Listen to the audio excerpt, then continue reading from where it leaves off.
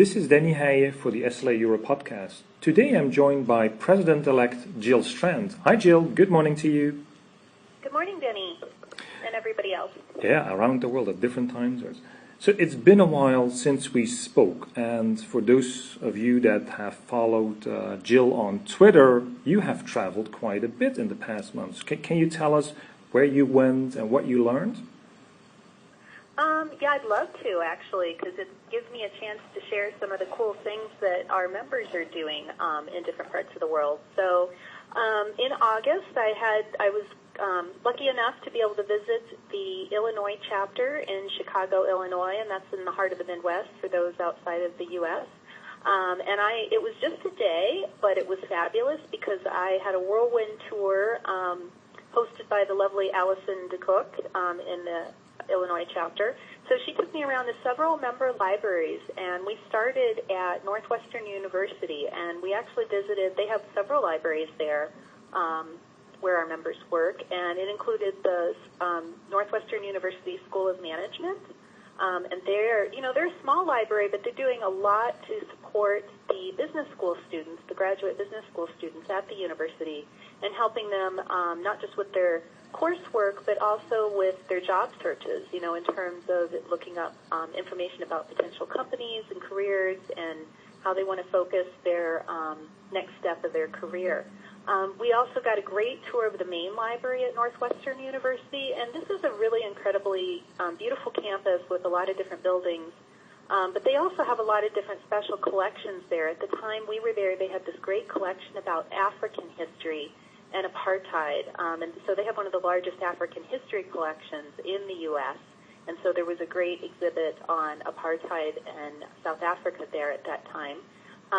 Roberto Sarmiento, who is the head of the Transportation Library at Northwestern, also gave us a tour of his collection, and they actually have an incredible archive of all kinds of interesting, like menus from old, when train travel was big in the United States. Mm-hmm. Even, I think my favorite part, and I posted some pictures of this on Facebook, were these beautiful collection of men's ties, and they had emblems from different bus lines around the world. And so I have a nephew who's a complete and utter train fanatic, and so I was having fun just kind of taking pictures and seeing, I think there was even a bus line from Germany and maybe even one from the Netherlands, Denny. I'm not sure I posted that picture, but that was really neat to see the different kinds of collections they had at Northwestern. We then visited the MacArthur Foundation Library, and Elizabeth Quinlan, who is the head librarian there, talked to us about what the MacArthur Foundation does and the different, they're a special foundation in the U.S. that supports all kinds of different causes that kind of help enhance our lives. And they, in the library, had a cool catalog that they had just launched. And one thing that they try to do to kind of keep people engaged with it is they had pictures of different people at the MacArthur Foundation, picture them holding up one of their favorite books and a little quote about the book and why they liked it. And some of the pictures were quite humorous too. The photos weren't all the same format. Sometimes people would hold the book up in front of their face or do something kind of creative and goofy. So there's sort of a rolling clip of these photos on the catalog's homepage. So I thought that was kind of a neat way for them to, help people get to know each other there and know a little bit, something personal, something interesting about what they like to read, but also kind of just engage people in using their catalog and their resources. So that visit ended with a happy hour with the past presidents of the Illinois chapter, and then a really lovely dinner event with the Illinois chapter. So it was a great opportunity. I got to meet a lot of great people and talk to a lot of different kinds of librarians and info pros there. And I shouldn't forget one other library, just in case you think I got a break that day, and I did get to stop for lunch, which was great. The Federal Reserve Board of Governors, Federal Reserve Board of Chicago, we also visited their library as well. And the Federal Reserve, as I mentioned before, is having an anniversary this year, so there's all kinds of neat things. So that was my second Federal Reserve library I got to visit. Busy. Yeah, it was a fun trip. So that was Illinois. Where else did you go?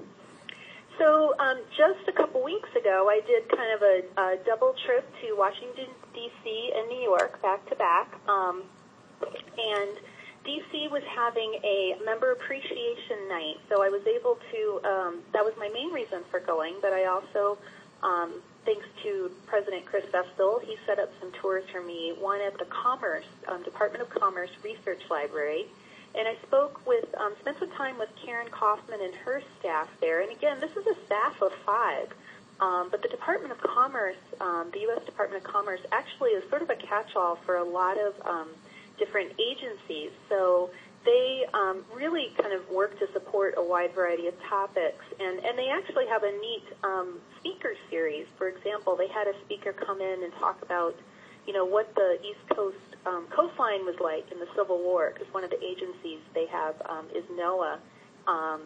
And so it was really amazing what they've been able to do, with that small staff. And in federal government, as I'm sure in governments in a lot of parts of the world, budgets are tight. So it's interesting how creative they've been. And they also have a book and bake sale that they do every year and have kind of a neat way to raise money for the library, but also to kind of get people in and get them involved, too.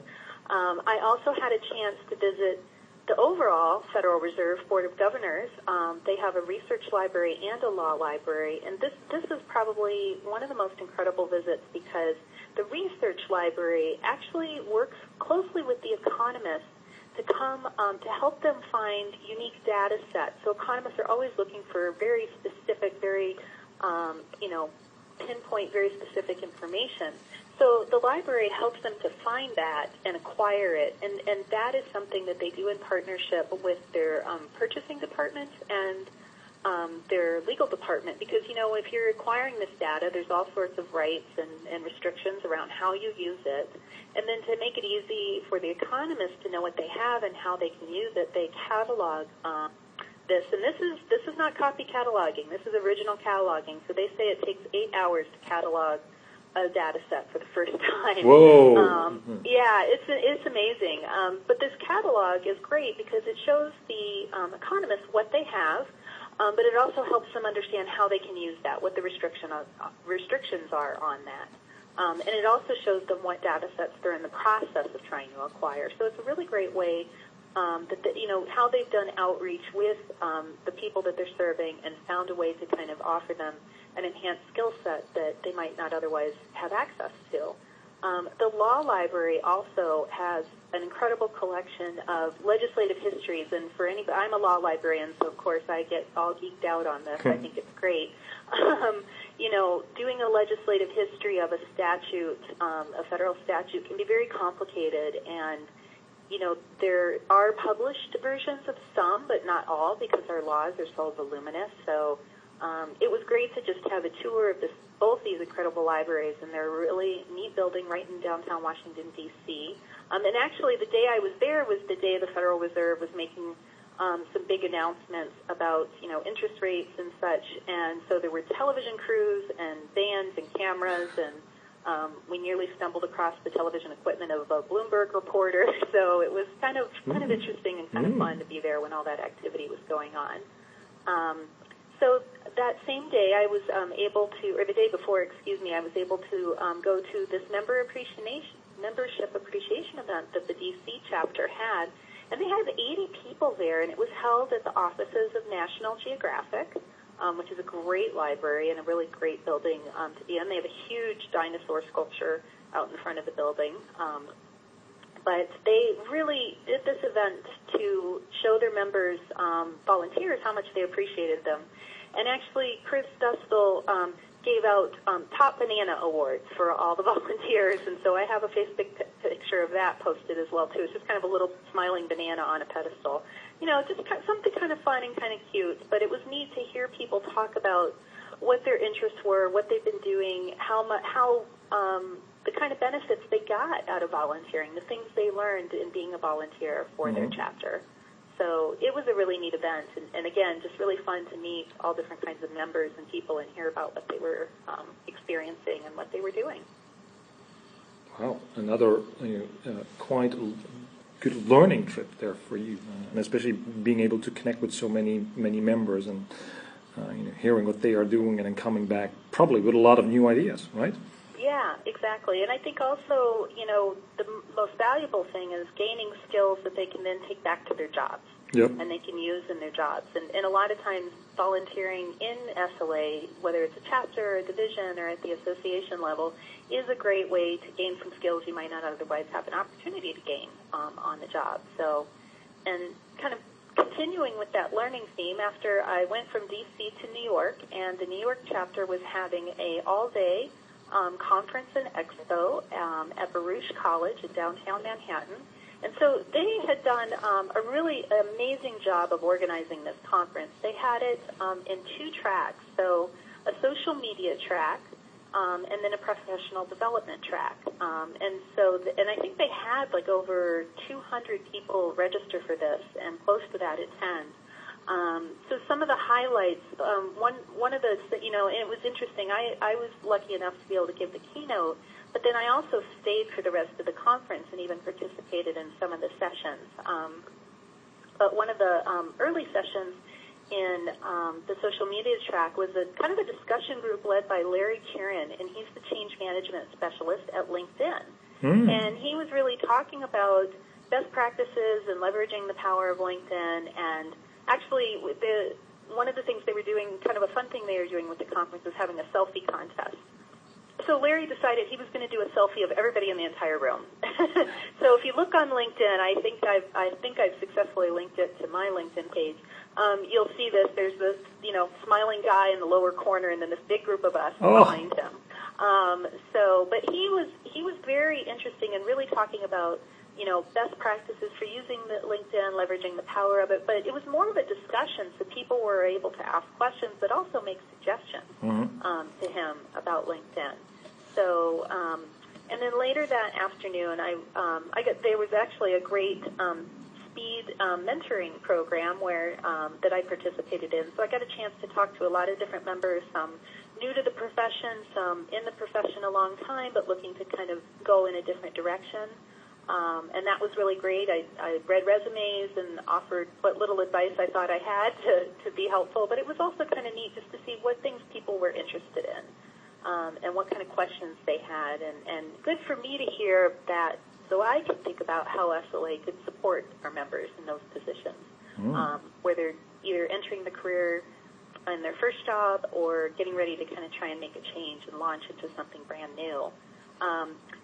Later in the afternoon, there was a panel on personal presentation and self-marketing, and we had 3 panelists, but rather than have them, and this again is just a testament to how great the New York chapter members are at organizing this conference, the panelists, we sort of introduced them, their bios were in the program, and then people could, we broke the panelists up at tables around the room, and attendees go sit with a particular panelist and just really have a discussion about the particular theme they were talking about.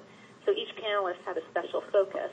And we had an author of a personal presentation and marketing book and a consultant and recruiter from Lee Hecht Harrison, who's also a consultant for Metro in New York City, which is an organization that supports all kinds of librarians. And also, that's 3. Okay, I lost track there. And I was just kind of moderating. So once the groups had a chance to talk, we all came back together as a big group and shared the top 3 or 4 things that we learned from that. So it was really a great session. And I took notes on all of it and typed them up and sent them back to the chapter so that they could share them with everybody who attended the conference. It was a really neat day. Yeah. Sounds like there was a lot more interaction than in normal conferences, seminars. And I think that's what people really value, being interactive rather than sitting there listening and maybe getting a handout. That's, I think, a very wise lesson.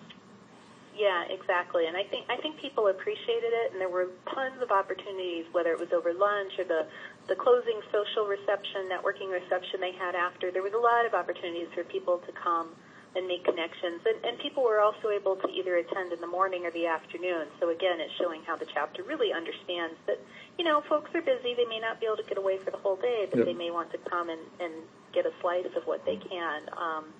And then the following day, I didn't have as much, because this was 2 trips crammed into one, I didn't have as much time to visit member libraries as I would have liked.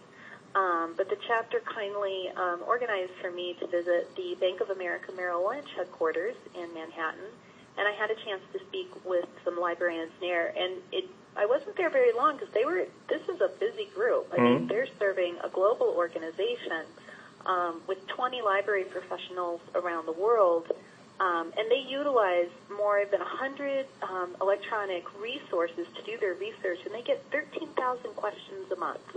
Oh, and that wow. just blew me away. Yeah. And so I really got a nice look and a sense of how this amazing group of professionals is able to keep on top of the most varied kinds of requests. I mean, with a major global bank, you can only but imagine.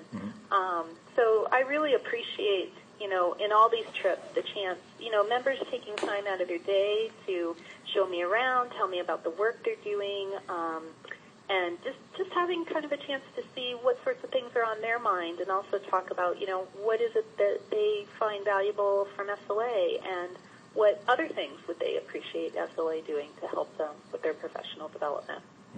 So that was Jill on tour. Coming to a city near you. Not as great as a band, but it's not the Rolling Stones, but it's a lot of fun. Okay, so, that was looking back a bit on some of the visits that you made, the connections that you made. So last time on the podcast, I had Tracy Mayleaf, who's the SLA conference chair for next year, and she started hinting towards things that she was looking forward to the conference next year. And I would like to ask the same question to you. So what things are you looking forward to see and do at the conference in Boston next year? Well, I'm excited to visit Boston again. I haven't been there in quite a long time, and so it's a great city for history and just all kinds of great things to do. It's beautiful weather. It's right on the ocean. There's my mind just kind of blanked out. There's so many things cramming in. Eat great seafood. There's a lot I want to do. But in terms of the conference, I don't want to steal Tracy's thunder because I know that she and her conference counselor are doing just a tremendous job of making sure that there is something for everybody at the conference in Boston next year. So, I'm sure I won't go into the details of everything they're doing. I'm sure she did a great job with that. But they have sessions for every level of professional. They're really making sure that the sessions are offering value to members. They're, laying down the law, like, you got to describe this, you got to show where the value is. You need, making sure that there aren't too many sessions on one topic, or if there are some great ideas, that units are pairing up. And the planners really, for the different divisions and units, have been really stepping up and making sure that they're following through on that, to make sure that there's a lot of content here that is helpful to people. Different kinds of sessions, different lengths of time, all kinds of things. So one of the things that is also happening, people may have heard or seen or even had a chance to read the Conference Re-envisioning Task Force report that came out earlier this year. And it was pretty voluminous because it was a lot of different groups looking at all different aspects of the conference, from the vendor perspective to the location to the content to how it's organized. So these subgroups did an amazing job. And I tasked Jill Hurstwall, past board member, and Hal Kirkwood to kind of look at all the recommendations from the different groups and work with SLA headquarters staff to come up with a set of overarching recommendations for the conference as a whole. So that's something actually that's going to be shared with the board next week, and hopefully shared with the membership soon. But, I think it's great that, this report all this work went into it, and we're starting to see the fruition of that. So there's some things that they hope to do for 2015, which is already kind of, a lot of that's being planned, so there's only so much you can do since a lot of it's already been figured out and set in the schedule. But I think there'll also be some great things that they'll be able to act on for 2016. And related to that, another group is been working with headquarters staff, kind of looking at, how do we do our annual business meeting at the conference? There were some suggestions and feedback this year about the annual business meeting, and really just having more of an engagement with members, so that those who are interested in how the association works and what's going on have a chance to hear more detail about that. So for next year, we're hoping to offer make the annual business meeting a little more content-rich, but also offer an opportunity at the conference for a town hall where we can share information in advance, and then people can come and have a chance to talk to the board and ask questions and have a little bit more engagement. But even in addition to that, I think, again, not everybody can come to the conference, and with the technology, there are a lot of other opportunities. So I'm hoping we'll have a town hall earlier in the year before the conference in the first quarter of 2015 where we can, make that kind of an ongoing conversation. I like that improvement because it brings the association closer to the members and more transparent, and that's, I think, what a lot of people are looking for. Exactly. That's, whether it's a new member who's just interested and curious about learning how the association works and kind of envisioning where they might become involved, but also the longtime member who's just really engaged and passionate and wants to know what the association's doing and what. And I think everybody, to some level, and this is very valid, wants to know what's in it for them. Yes. But also there are a lot of passionate members who also want to know, where do I fit in and where can I take part in that? Good. Jill, once again, thank you very much for making time available to talk to us and sharing everything that you've learned and what you are looking forward to. And I look forward to catching up with you next time. Likewise. Thanks so much, Denny. I appreciate it. Thanks for making time from your busy day to Okay. organize this. Okay. Speak to you next time. All right. Take care.